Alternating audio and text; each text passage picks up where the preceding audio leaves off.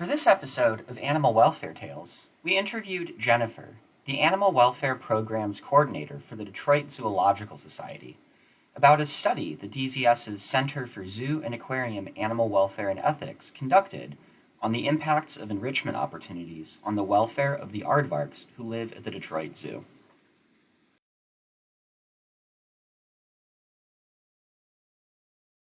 We focused the study on two different goals, enrichment goals. One was foraging and one was exploring the environment. And we picked those goals specifically because we felt they were important to the aardvarks in the wild. An aardvark could have up to 200 foraging events in one night. So they're spending a lot of time looking for and eating food. And then when they're not looking for and eating food, they're looking for places to build their burrows, they're looking for mates. So they're always exploring the environment.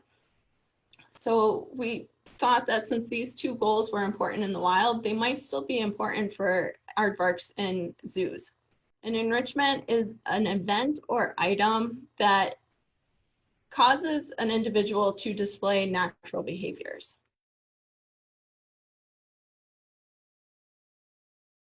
We picked 4 different foraging enrichments, paper towel, treat tubes, slow feeders with food, and then there was containers with crickets that they could chase the crickets, and then rubber toys with food. And then for the exploring the environment, we had a pool with water, warthog scented towels, and then perfumed boomer balls.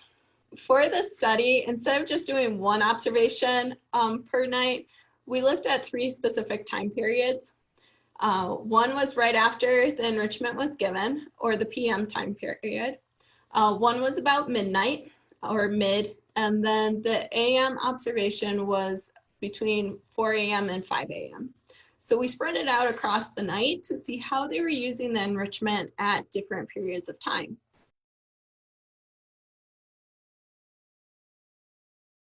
One of the things we found that was very interesting is the aardvarks used the enrichment from the different goals differently.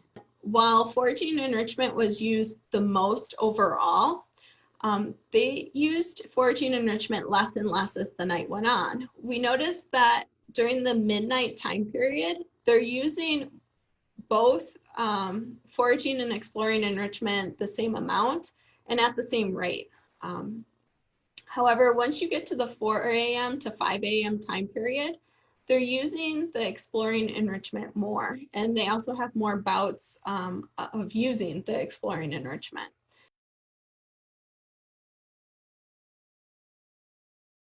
From a welfare perspective, it allows us to think about how we can target the enrichment to have the greatest impact at different times of the night, especially since keepers aren't on grounds all night.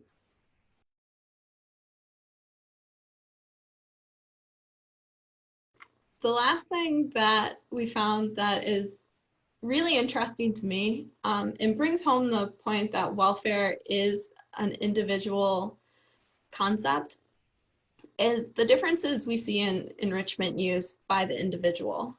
So when we specifically look at 2 enrichments that were designed to promote the exploring the environment goal, and we look at the percent of time that each individual uses those enrichment items, Baji did not use the pool as much as the girls did. He would sniff it, but he'd rarely use the pool and did not spend enough time with it to even rate above a 0% of time use.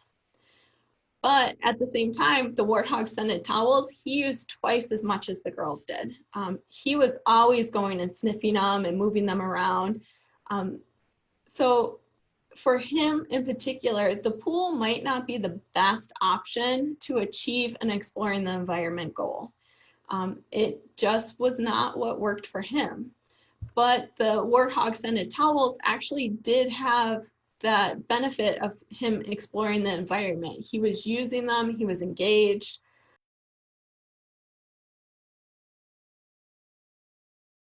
Knowing those individual differences is important for the keeper staff to be able to figure out what enrichment works for each individual and allows us to make sure each individual is having the best welfare possible at the zoo, not just that the group as an average is having good welfare.